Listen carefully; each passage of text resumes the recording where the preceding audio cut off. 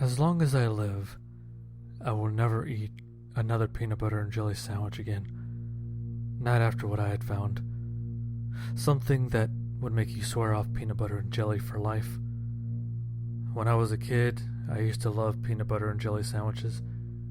So gooey and delicious.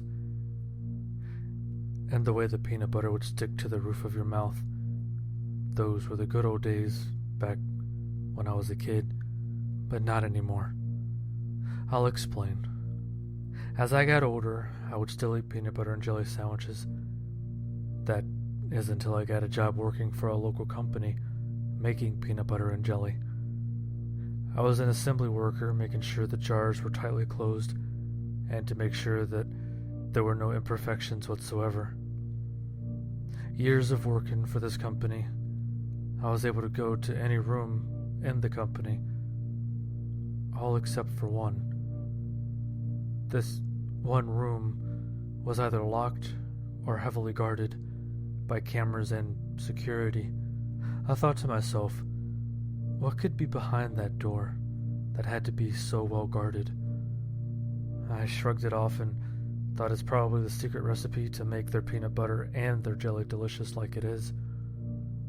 Weeks and months went by and my mind drifted back to that door that stays locked and guarded until my mind got the best of me. I thought to myself, later, after hours when no one is around, I will try to get past security and somehow past the cameras. So when everyone left and the guards were on break, about to change shifts, I had an opportunity. But first I had to get past the cameras, and after that, I had to figure out how to get that door open. So with the guards still gone, I managed to find the breaker box where they wired the cameras and then wire them for an hour so I can figure out how to unlock that damn door. When I finally got to the door, after all that trouble with the cameras and the guards, I was able to pick the lock and finally open the door. It piqued my curiosity, but my curiosity would finally now get the best of me. When I saw what they were doing behind closed doors, so to speak, there was a batch of peanut butter about to be jarred. That's when I noticed they were putting something in the peanut butter to be crushed up with it, and what I saw being dumped into the peanut butter made me vomit. It was testicles. You heard me. Human testicles. I cannot believe my eyes when I saw this.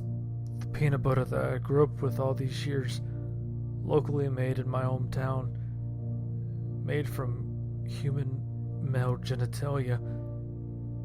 And it just gets worse after that, because when I saw the jelly and what was it being made out of, I got down on my knees and prayed to God that this was not happening. And the jelly was a mixture of human brains and stillborn children. I was lost for words. The company I was working for all these years were making peanut butter and jelly out of human parts and dead children. As I sat there and cried, I began to hear footsteps. That's when I had to swallow my pride and get the fuck out of there. When I finally made it out of there, without being seen, I got into my car and went home. When I got home, I went inside and locked my door. And I prayed to God again. I hoped that no one saw me. That's when I had to make a call to the FDA, the Food and Drug Administration. I told them what I had seen, but I didn't have any proof. They had to check out themselves. So the next morning, when I went to go meet one of the FDA agents at the factory, I saw smoke coming from the direction of the peanut butter and jelly factory.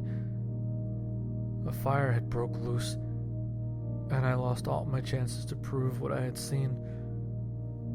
Maybe someone did see me that day and caught on to what I was trying to do, and they took matters into their own hands and started a fire so no one can stumble upon the horrors that was going on behind the scenes. Months went by and the investigation of the fire was ruled out as an accident, so they say. And I never worked for another factory like that again. Instead, I work at a grocery store now. At least they let me go into any room that is unlocked, and they don't have any secrets to hide. So now you know the truth behind peanut butter and jelly. And now you know why I would never touch that stuff ever again, for as long as I live. But if you still like peanut butter and jelly after hearing this, be sure you know what really goes on in your favorite snack food, because the truth may actually terrify the hell out of you.